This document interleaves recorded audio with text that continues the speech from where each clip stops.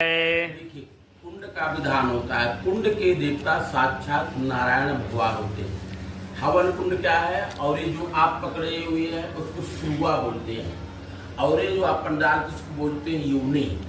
तो जब मनुष्य जो है हवन करता है तो ये दो रेखाएं होती हैं।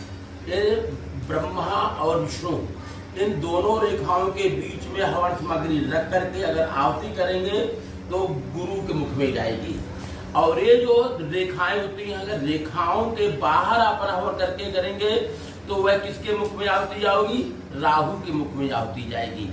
इसलिए यह कर्मकांड है। और दूसरी बात, हवन के जो है दक्षिण दिशा में ब्रह्मा जी का वर्ण होता है। तो सबसे पहले अग्नि का प्रवेश होता है। अगर हम पहले लकड़ी डालते हैं, लकड़ी डालने के बाद फिर अग्नि का प्रवेश करते हैं तो वह शमशानी आग कहला जाएगी। जिस तरह मनुष्य पहले लकड़ी को फिट करता है फिर उसके बाद मनुष्य को रखता है, तो यज्ञ के विधान में पहले अग्नि प्रवेश करने का विधान है, फिर जाकर के जो है लकड़ी का प्रवेश होना चाहिए। और इसके कर्मकांड के हवन में जो हम आहुतियां देते हैं यह सीधे भगवान विष्णु के मुख में ही पहुंचनी चाहिए। अगर हम भगवान विष्णु के मुख में पहुंचते, क्योंकि यह ब्राह्मण का भगवान का मुख है। भगवान के मुख दो होते हैं, ब्राह्मण मुख महाशील बाहुर।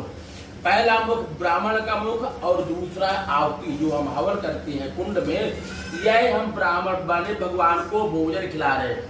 इसलिए व्यापन ने इसमें पंचमेवा में लाया खारा गुदाम दाग छुआरा शक्कर मंगरा खार, बड़ी सुंदर सुंदर चीज आपने दिलाया, क्योंकि हम भगवान को भोजन के करा रहे हैं। इसलिए यह भगवान का मुख्य, हम नारायण को हमारे घर में वास्तुदेव की पूजा हो रही। वास्तु है कौन?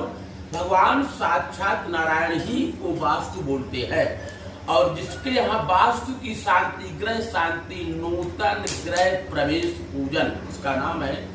अगर यह करके विद्वत हवन कर लिया जाए तो उसके घर में सदैव लक्ष्मी का निवास रहता है। त्रंग युक्ताम लक्ष्मी सदैव मुखी प्रसुतात् शंभु गजेंद्र गजेंद्रमान जाति।